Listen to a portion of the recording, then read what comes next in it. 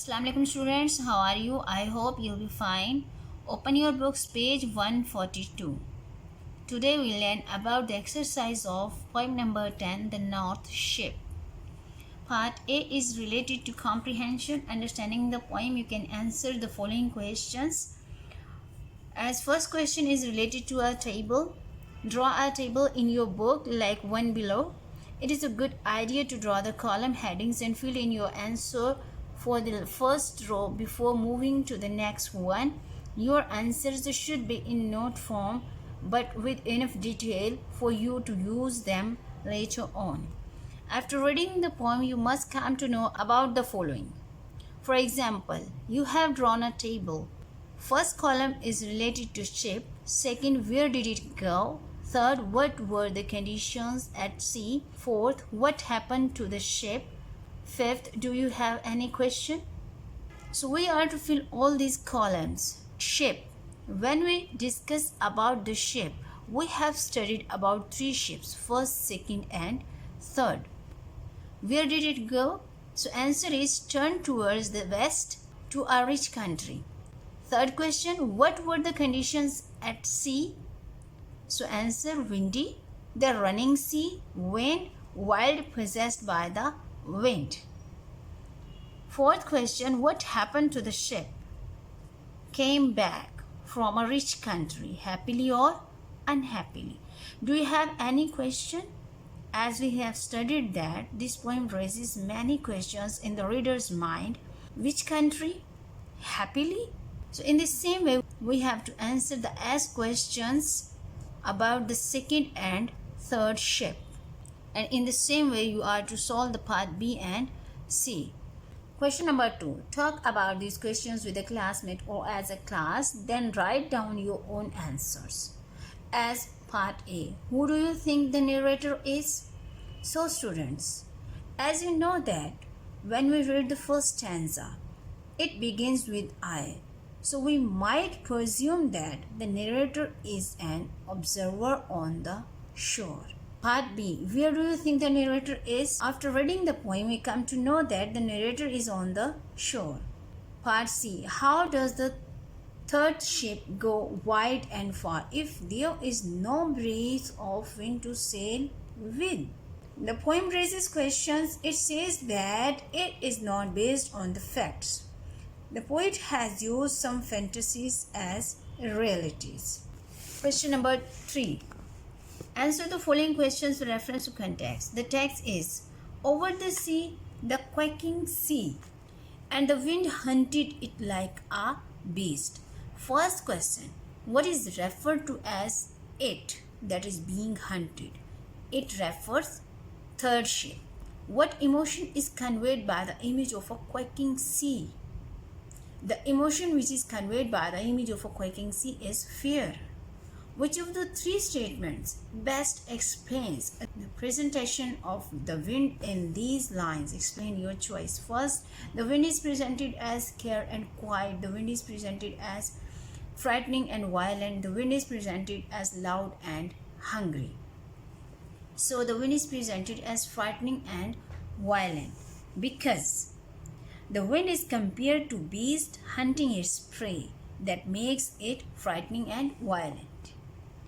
Part B, into an unforgiving sea, under a fire-spilling star. Why might the sea seem unforgiving?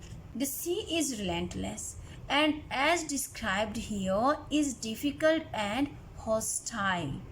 The ship does not seem to have an easy journey. Part 2, what do you think a fire-spilling star is? Explain your ideas. So we can say that the fire-spilling star here is often thought to be the description of a comet. It can also be the sun. It is a star, and during hot weather it seems to be raining fire.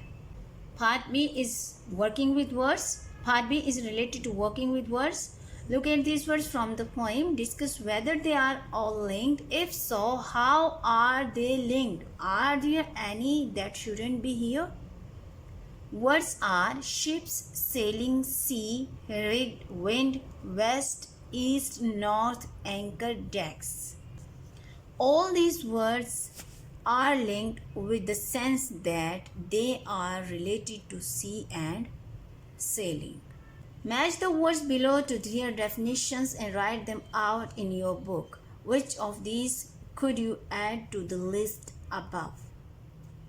Lunchbox, a container used to store and carry a meal. Crow's nest, it is on the next page, a structure used as a lookout post, usually high up on a mast. Screwdriver, a tool used for turning screws. Gangplank, a piece of wood used as a walkway. Fruit cake, a sweet treat made with berries, currants, and raisins. Compass, on the previous page, a tool that shows where magnetic North Pole is. Spyglass, a handheld telescope. Which of these could you add to the list above? So, crow's nest, spyglass, and gangplank could be added to the list above. Part B, label the picture of a ship with the words from question number 1 above. So students, you are to draw a picture of a ship and you are to label it with the help of the words which are given in the question number 1 on the previous page. Part C, learning about the language, adjectives and adverbs. Students, as you know that adjectives are words that describes nouns and pronouns. And adverb is a word that adds meaning to a verb, an adjective or another adverb. Do you remember making adjectives and adverbs from nouns? So below is a list of some nouns. Write down the adjectives and adverbs formed from each noun. Use the nouns in sentences of your own. You may have to change the form of some of them. For example, disgrace. Disgrace is a noun, disgraceful adjective, disgracefully adverb. So cowardice is a noun, coward is an adjective and cowardly is an adverb. Danger is a noun, dangerous adjective, dangerously adverb. Accident, noun, accidental adjective, accidentally adverb. Modesty, noun, modest adjective, modestly adverb. Admiration, noun, admirable adjective, admirably adverb. Skill, noun, skillful adjective, skillfully adverb. Simplicity, noun, simple adjective, simply adverb. Hurry, noun, hurried adjective, hurriedly adverb. So after that, we are to make the sentences of all these nouns. For example, cowardice. He didn't show any cowardice in killing the snake. Danger. There was great danger in killing the snake.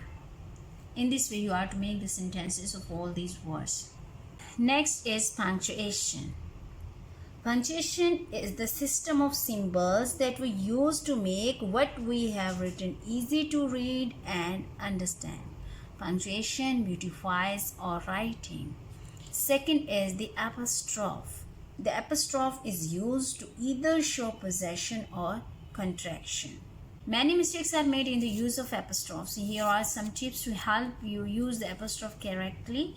First is the apostrophe is used when a letter or a digit is left out of a word or a number. For example, ever, it's 1986. It is used in certain names like Disa, D'Souza, O'Neill.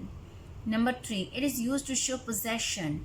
It is here that confusion is caused. The apostrophe should be used for noun, don't use it for pronouns. The pronouns hers, its, ours, yours, theirs, etc. already show possession. The apostrophe should not be added to these pronouns. For example, its head was small. It's a small head. Wrong. For nouns in the singular and plural that end in any letter but S, the apostrophe must come before the S. For example, the child's toy, the man's coat. For nouns in the singular that end in s, the possessive must be formed by adding the apostrophe after the word. For James Street, Burns poem. For nouns in the plural that end in s, the apostrophe must follow the s. For example, boys' toys, dogs' noses. So first question is, which of the following sentences contain mistakes? Correct those that are wrong. The elephant had a man on its back. It's wrong. We are to write it's like this. The man sold buttons and hooks. Buttons and hooks. It is the wrong way of writing buttons and hooks. Buttons and hooks should be written like this. So in this way you are to write all these sentences. Add apostrophes to the following. For example, man's shoes, a dog's bones, hero's rewards. A woman's coat, Parveen's car, bird's nest. In this way you are to put apostrophes in all these words. Part E, composition. Write a short descriptive passage about the journey of one of the ships. Students, as you have read the poem, after reading a poem you must come to know about the ships, first, second and third. So which you like the most, you are to write a short description about that ship. Thank you.